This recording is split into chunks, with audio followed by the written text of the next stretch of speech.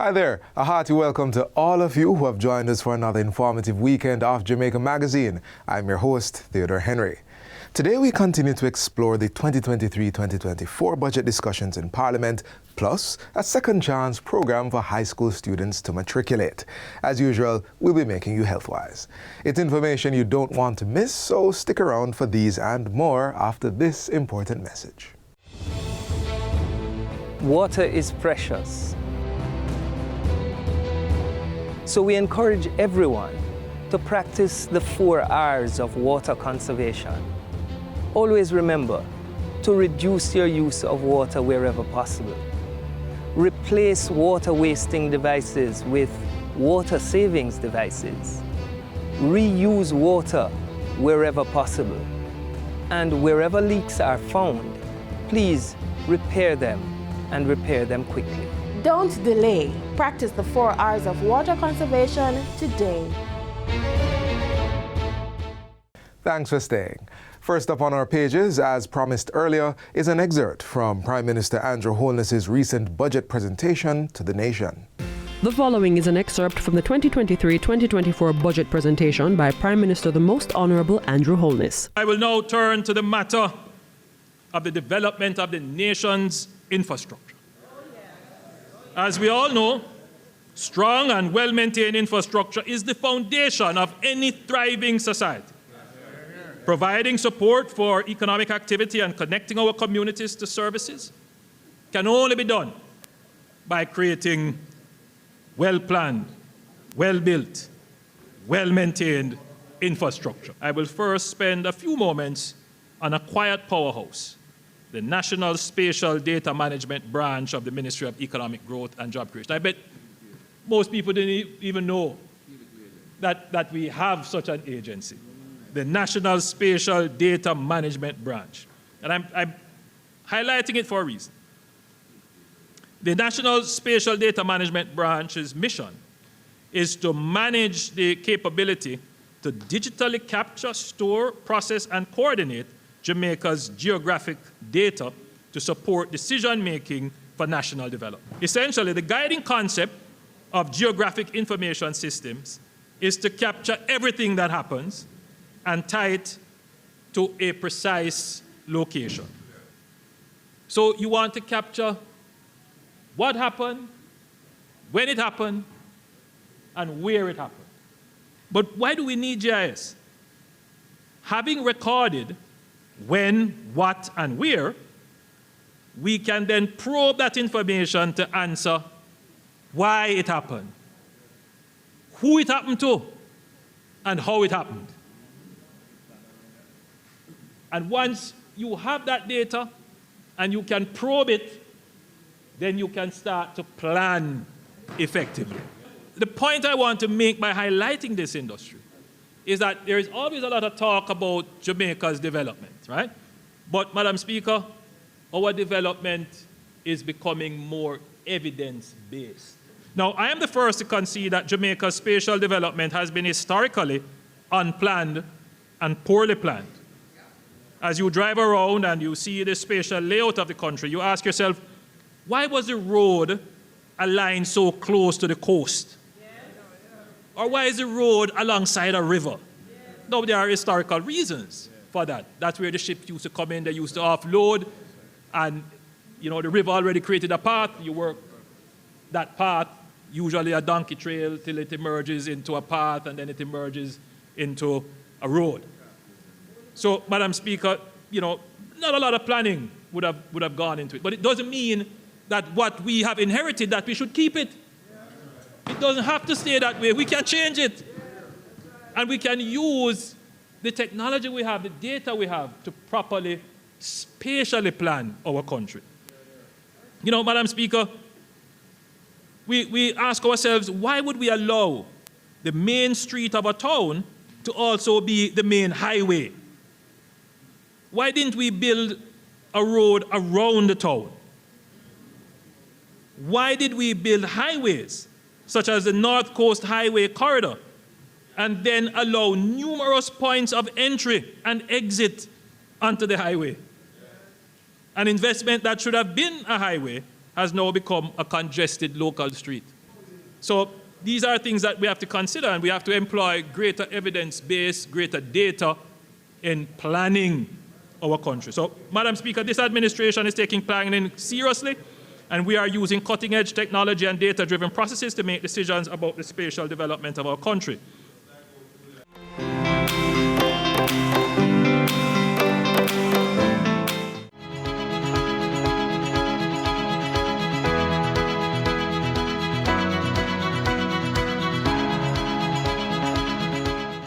The Ministry of Education is filling the learning deficiency of high school students by providing them with additional avenues to matriculate to sixth form and get additional subjects or specialized skills. It's being done through the life-changing Sixth Form Pathways program. We are taking a look at that next.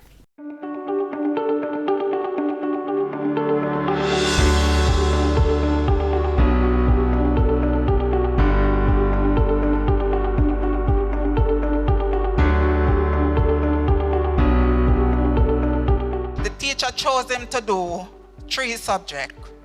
He passed 2 and failed 1, get a 4. This is precisely why the ministry moved in this direction. We are cognizant that not every child will move at the same pace, and so pathways learning programs must be created for them. Effective September 1, 2022, all students leaving 5th form at public high schools enroll in an additional 2 years of higher learning. This is done through the Sixth Form Pathways program, an initiative of the Ministry of Education that's geared towards ensuring students receive the skills and competency development needed for today's advanced society. The program is also open to students who dropped out of school before completing 5th form once they are between the ages of 16 and 18. Having completed the Caribbean Secondary Examination Certificate at the end of 5th form or grade 11, students will be eligible for the program and must register at their current high school. Here's a look at the program in action. Secondly, the infant mortality rate. How did that affect how many children the people want to have? At Charlie Mount High, nestled in the hills of St. Catherine, an abandoned building was quickly retrofitted to accommodate the increased number of students due to the Sixth Form Pathways program. We have a large number of students applying for our sixth form program. And so within the pathway program, due to space constraints, we can only take a small number. We would want to take a lot more. And so those who are unable to join us and continue with us, we recommend them to other institutions. 140 students are currently enrolled in the program. From grade 7 coming up, I've always leaned more to sciences, so it was quite easy when he came on to go into sixth form to select those subjects. I was previously in Pathway 2 doing business subjects such as entrepreneurship and customer engagement. I have now matriculated to Pathway 1 by attaining all 5 CSEC subjects and is now doing all sciences. These would include agricultural science, environmental science, and computer science. Desonja, who was previously in lower 6th form, was able to pursue an additional CSEC subject so she could qualify for the traditional Pathway 1. On Pathway 1, students pursue Caribbean Advanced Proficiency Examinations CAPE subjects at the diploma or associate's degree level. Pathway 2 is the technical route and includes a mandatory NVQJ skill. Pathway 3 allows students to get additional CSEC subjects or pursue a specialized skill. The Pathway program brought new initiatives. It allows us to be able to assist some of our students who would have not done well at CSEC. This gives us a second opportunity, a second chance to look at our students, to give them the opportunity for them to get to understand themselves and to do well. What about the word independence now? How does that come in? Somebody said independence. Good. So what I want you to do in your group now is to analyze the criticisms that have been put forward against the demographic transition model. Students are guided by their 6th form coordinator so they can be properly placed.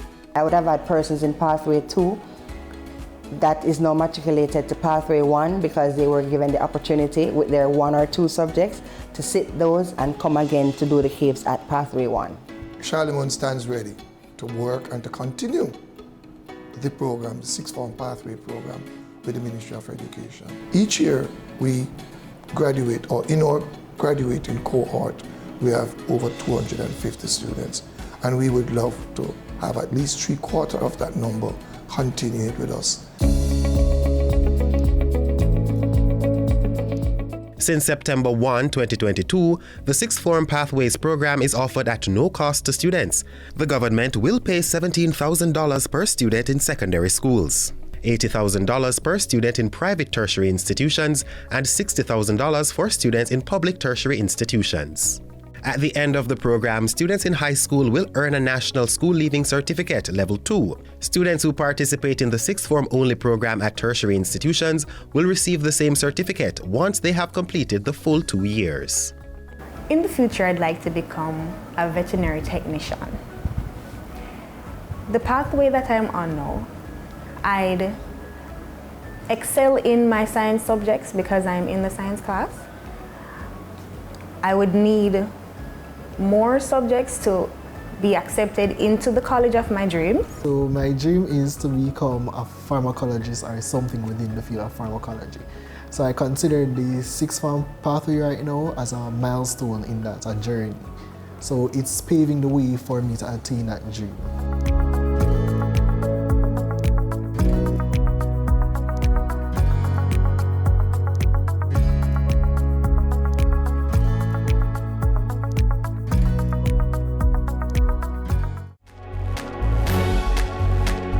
Know your numbers and control the keys to a healthier heart. Know the numbers for your blood pressure, cholesterol level, blood glucose level, and your weight and body mass index. Find out the risks they represent and what you need to do to stay healthy. Talk to your doctor and start making healthy lifestyle choices to prevent a heart attack or stroke.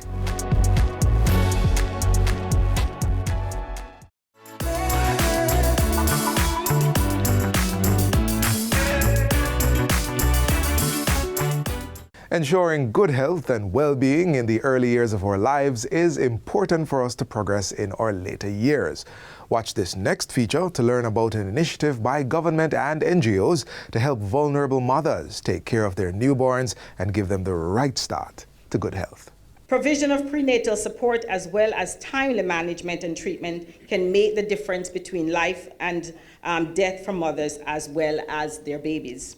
You recognize that some mothers don't turn up until the baby is literally ready to be delivered. Government intends to change that with a maternal and a newborn health initiative called Start Right.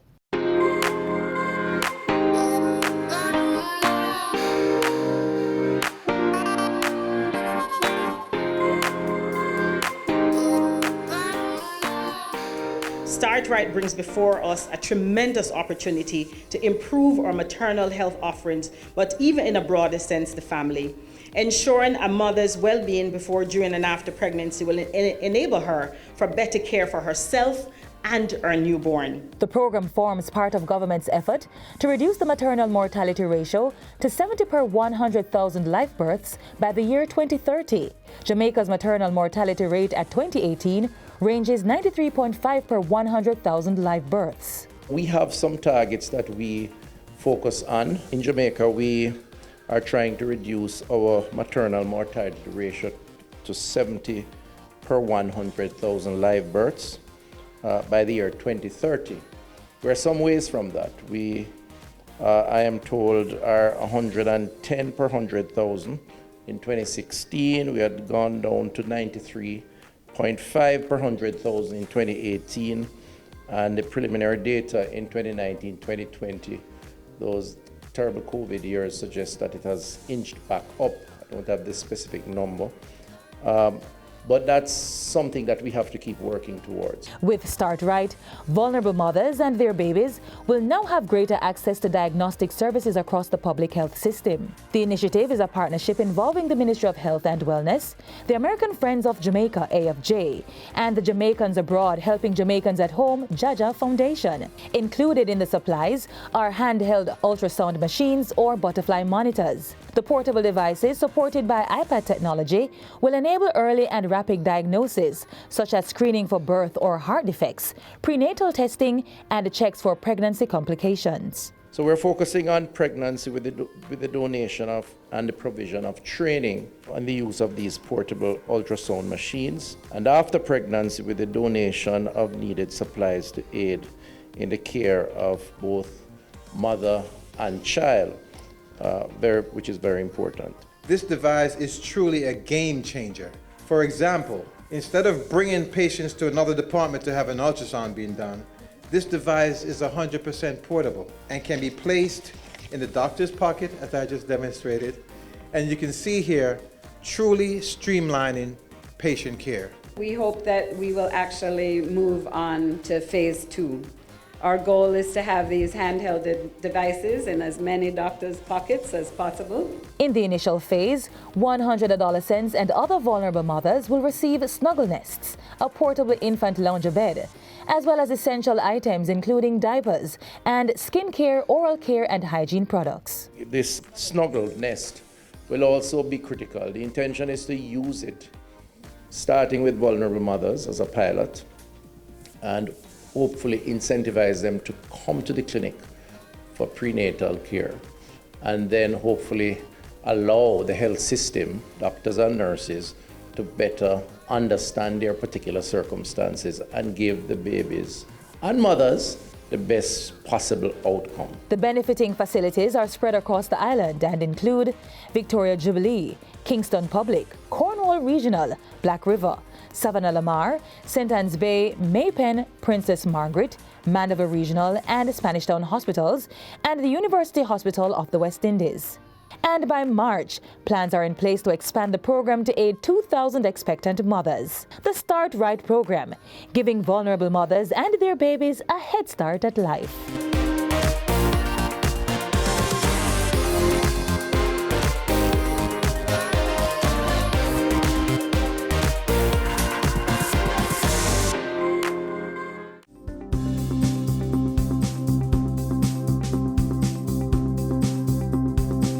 If between January 1 and December 31, you are a parliamentarian or public official in receipt of total emoluments of $3.5 million or above, or you were appointed or performed the functions of a position listed in the Jamaica Gazette, November 26, 2021, regarding the Integrity Commission Act, you are required to file a statutory declaration of assets, liabilities, and income as at December 31. What to file? You are required to declare all balances and interest in all assets, liabilities, and income received by you, your spouse, and children below the age of 18, whether living in Jamaica or abroad. It should be noted that a person who knowingly makes a false statement in a statutory declaration may be liable to a fine not exceeding $2 million or to a term of imprisonment not exceeding 2 years. The Integrity Commission has implemented its zero-tolerance policy. All declarants will be required to submit all outstanding statutory declarations. Failure to submit a statutory declaration may attract a fine of not exceeding $500,000 or to a term of imprisonment not exceeding 6 months.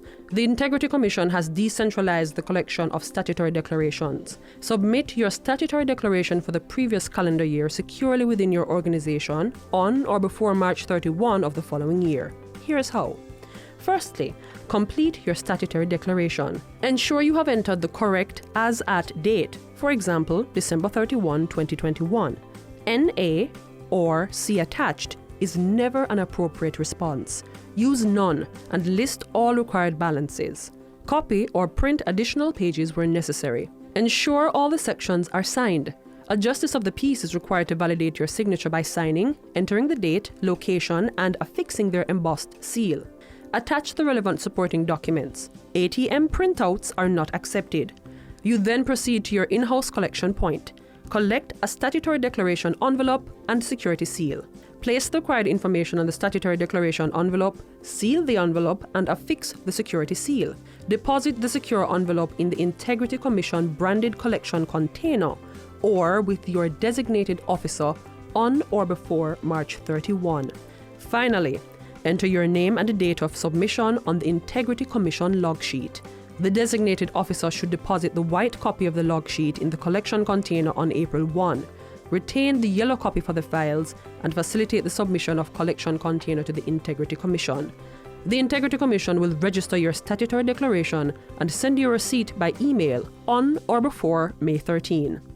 After submission, the statutory declaration is examined for due completion and accuracy. Where the Integrity Commission is satisfied that the statutory declaration has been duly completed, certification is done and an advisory issued to the declarant. Submit your statutory declaration completely and accurately and get on the path to certification. For more information, visit our office on the second floor at 45 to 47 Barbados Avenue, Kingston, or give us a call at 876-968-6227.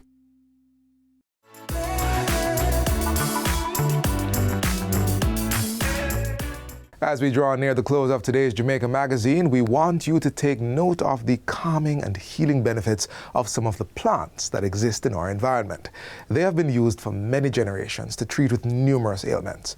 Follow us inside the Natural History Museum now to learn more. Necessity is the mother of invention, and we had to find a way to survive. And so for the plants, the natural gift of the Creator, we could rely on it to guide us into what we needed to do. I didn't know about Fenzik and your pharmaceutical things. I know about bush. So if I had a headache, I knew as a child that I should use the leaves of 3 mackerel bush and a piece of cloth and tie it on my head, and the pain would go. The use of herbs as medicine. While this age-old practice has been overlooked by many, the Institute of Jamaica saw it fitting to mount an exhibition on medicinal plants of Jamaica and their uses, bringing to the present the medicinal habits used in the past. So at least 330 plants have been found growing in Jamaica, have been identified as having medicinal value. Of that 334, at least 193 have been assessed for their biochemical activities, and 23 of those are actually endemic plants. Not every plant, though in its natural form is good, is accessible to everybody. And knowing the information about the plant and wanting to get that into the hands of the people, some of our scientists have begun to study extensively some of these plants to see how they can be formulated in such a way so that they can be packaged and be accessible to the public. You just don't wake up and say, Eureka, I have found it. They would have learned from the people in the community what plants were used for what purpose. So you know all those things in your childhood because they were continually using the plants of nature to assist in what they were doing. Ever since I was a child, my mom always said me go break a piece of bush to make tea if the tea bag run out. But what was I getting out of it? I had no clue. And sometimes people say it worked, some other people say it didn't work. So that's why I really did the research to find out if these plants actually work. So we started only making butterbrush, which is also known as Callistemon viminalis. And then we broadened and we focused on lemongrass. We focused on most of the herbs that are used by native Jamaicans to cure different ailments. In addition to the showcase, students from the Dunrobin, Chetola Park, and the Rollington Town Primary Schools were scientists for a day as they participated in one of the institution's monthly and afternoon with a scientist sessions. Modeled around the Ministry of Education's academic calendar, the mandate of the program is to expose students to and encourage an appreciation for different disciplines of science through fun-filled scientific activities. I've been promoting entrepreneurship, especially in the medicinal plant industry. So one of the things I do is to give back. So I volunteer even at my children's school. We have an entrepreneurial club where I teach them to make different products from plants. I learned that they can use herbs to make soap. It was very exciting because I got to see what dangerous chemicals they use in it and how is it correct to go on the skin. First, we had to put some coconut oil in like a metal cup. Then we had to put shea butter in it and melt it. And then we put it in sodium hydroxide. And It was very, very, very hot. I spilled it a couple times, but it was okay, just a little cleanup. And it began to get thick, so I was like, what should I do now? And she was like, just mix it, it's normal. And then we got to put what we want in there. I put charcoal in there, and then I made a swirl in the mold. It was a very good experience.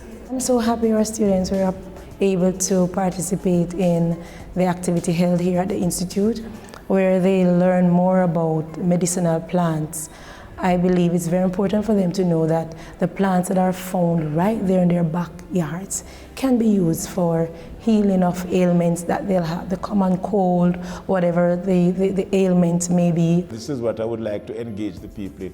Go back to their communities and learn how people lived. A generation which came out of slavery could neither read nor write, and yet they were able to contain themselves and to live. We want the students to have some respect for the heritage of this country, because it is going to guide you to the future.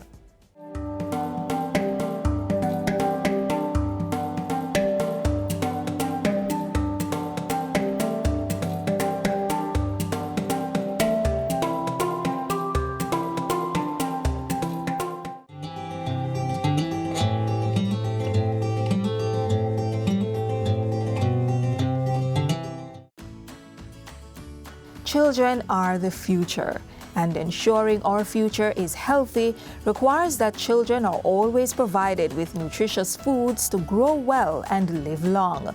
Unhealthy diets high in sugar, salt, and fat consumed by children may make them obese and prone to non-communicable diseases later in life. Healthy foods and beverages not only help them learn better, but also protects them from non-communicable diseases such as some cancers, diabetes, hypertension, and cardiovascular diseases in their childhood and adult life. So, whether it's at home, in the lunch bag, or at school, let's make healthy foods and beverages for our children the only rule.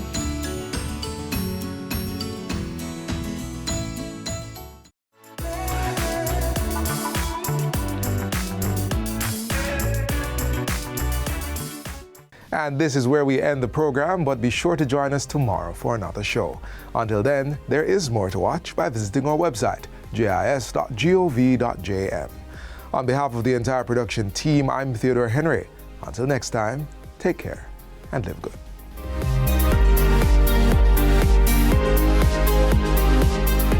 This has been a production of the Jamaica Information Service, the voice of Jamaica.